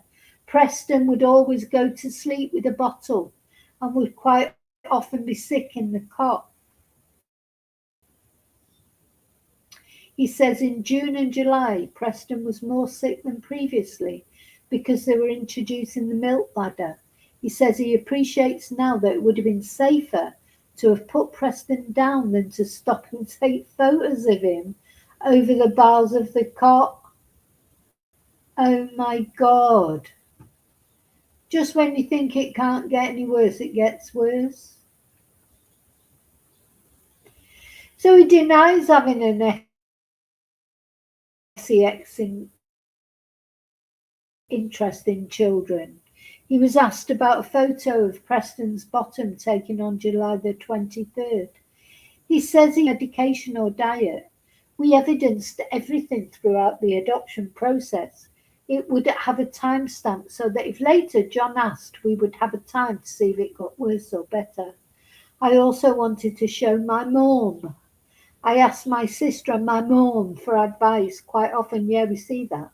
He tells the court, I wonder what your mum thinks of you now. He tells the court that during the adoption process, the importance of documenting everything relating to health and well-being was stressed to him. So he got in the habit of taking photographs. Mr. Johnson asks if this was a memento of sex assault, but Mr. Varley says absolutely not. Mr. Varley confirms this photo was on his general camera roll. There were no pictures of Preston in his private photo vault, which contained sex images of himself and his partner. Do you have an sex interest in children? No, did you? No, I did not. Well, anyway, the jury will decide. So this is the last post. Mr. Johnson is now asking about the 14-minute video of Preston unattended in the bath. Remember, he left him in the bath for 14 minutes.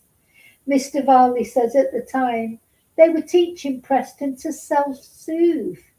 In the bath. In the bath, you're teaching him to self-soothe. In the bath.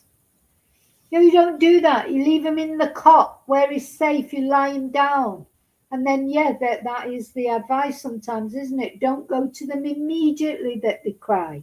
Let them, just sit, because then quite often they do cry for attention. But if they're still crying after 5-10 minutes, then you should go to them, in my opinion, you should. Because if they're crying, they're upset about something. But certainly when you're teaching a baby to self-soothe, you wouldn't do it in the bath. He says he was folding washing on the landing and put the camera in a place he could see Preston from the landing. Rubbish. He says this was part of getting to know Preston, because if he put him down, he would cry. This was not the best move, but at the time it was all for good intentions. He tells the court that at the time he considers it was safe. Mr. Johnson asks why Mr. Varley recorded rather than just leaving the camera running. But Mr. Varley says the phone would have locked if it was not recording. After about 6 minutes, Preston can be heard grumbling, and Mr. Johnson says there were a couple of slips. Mr. Varley said he didn't realise the extent, and he genuinely thought Preston was fine. He's left him in the bath, he's slipping in the bath, he's whimpering, he's agitated, he's upset, and that twat left him there for 14 minutes. He says Preston was whining in the video because he'd caught him and he began whining. What? He had caught him and he began whining. So this is a video he's deleted. He deleted the video because it was just a pointless video, he tells the court. So they've obviously found videos there that he thought he'd deleted. Anyway, so that's it. Mr. Johnson Casey says the next questions will relate to events on July the 27th, which is the day little Preston died. However, evidence the jury's heard today, the judge says it's a sensible time to take a break. It was a lot of evidence to take in. So I feel for that jury. I'm sending prayers out for the jury. Very upsetting, and they're seeing the photos and the videos. It's upsetting enough just listening to it, but they're actually seeing this baby distressed. So my heart really does go out to the jury, and anyway, we'll see. What conclusion the jury comes to. Yeah, I agree, Jacqueline. I think they deliberately adopted that baby. It's very possible that they deliberately adopted the baby knowing they were going to abuse him. Certainly Jaimie. And as I say, with time will tell, because if these twonks are found guilty, then things will come out about previous things. I think 100% there's other things on Jaimie's phone relating to children. But they can't bring them into the court.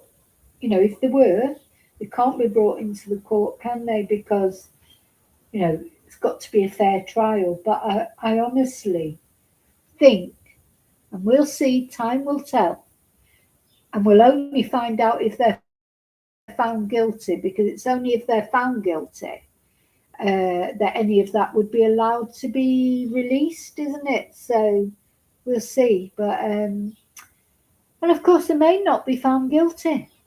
We don't know. We've got to wait and see what happens.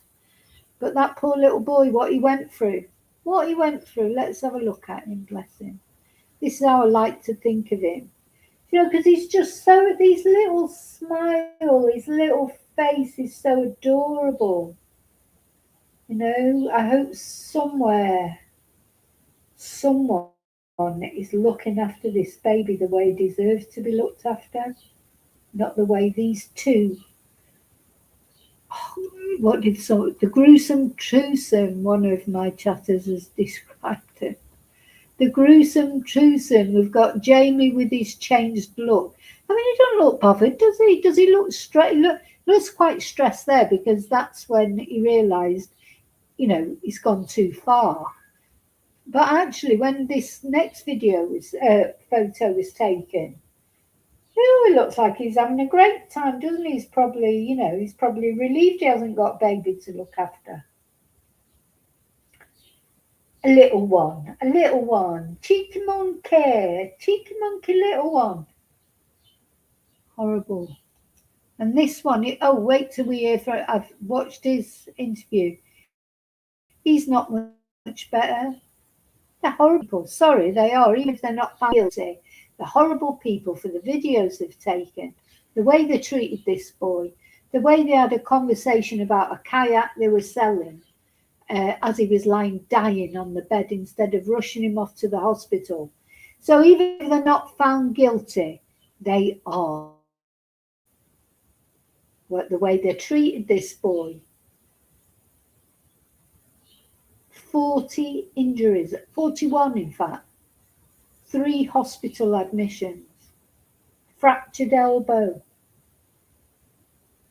Disgusting people. Sorry, I think whatever happens, they're guilty of neglect and cruelty, in my opinion, already.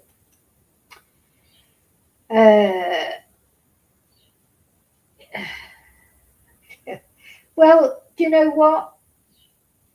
Cream cheesed. This is my YouTube channel, and if I want to speculate, and in fact it's not speculation, just read the evidence out. What are you talking about? But actually, even if it was speculation, which it actually isn't, it's my opinion, because this is my YouTube channel. And if you don't want to watch my YouTube channel, feel free to go and watch a YouTube channel where people stick up for child abusers. Go and do that. go and watch a YouTube channel that sticks up for child abusers. Do you know these twonks? Do you know them? Are you sticking up for them? You think it's good what they've done, and it is not speculation what they've done. There's video evidence, there's photos, there's their own evidence.